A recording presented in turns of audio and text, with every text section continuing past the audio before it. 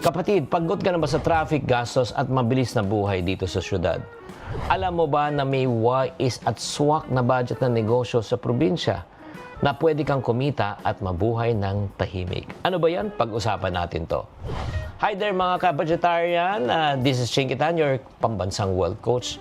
Sa episode natin, ito ay siguro yung pinakamagandang negosyo na sa probinsya na pwede natin pag-usapan. Okay? Alam nyo bakit? Kasi po, ayon sa economic report po, tumataas na po ang bilang ng mga Pilipino na nagbabalik probinsya. Lalo na sa workers, OFWs at retirees. Ito po ay nauso nung panahon ng pandemic na realize po nila na pwede pala na tumira sa ibang malalayong lugar na pwede pa rin kumita.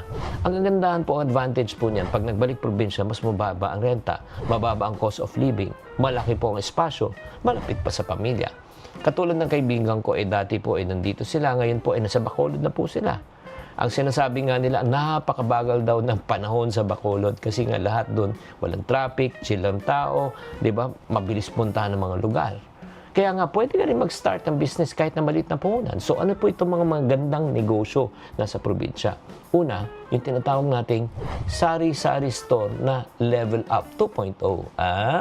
Hindi lang sari-sari store. Gawin na nating high-tech. May e-load, bills payment, remittance. Dapat yung gawin na natin parang small convenience store feel. Yung parang yung mga nakikita po natin na maliliwanag ilaw. Pero sa barangay lang to mas maganda kung malayo nga sa bayan para everyday needs, everyday income. Uy, pangalawa, pagkain po. Yung mga poultry and egg business, napakaganda po niyan. Di ba? Layer chicken for eggs, broilers for meat. Steady ang demand niya sa palengke at karinderya. Pangatlo, pwede rin rice retailing or palay trading. Tatandaan po natin, rice is life. Lahat ng kumakain ng kanin. Kung nasa rice producing area ka, pwede kang magbenta sa retailers or pwede kang bumili diretso sa farmers. O ito, magaling ka ba magluto? Karinderya, low capital, fast return. Malakas yan sa mga barangay center, eskwelahan, terminal. Di ba? Pwede ka mag-pre-order and then gamitin mo na yung high-tech, group chat or FB Messenger. Meron bang pangailangan sa malinis na tubig? Water refilling station. Alam mo, mas gaganda yan kung sa ibang barangay, maliit ang kompetisyon, pwede pong dagdagan ng delivery service para to increase your income. At isa pa, ito hindi masyado napapansin ng tao.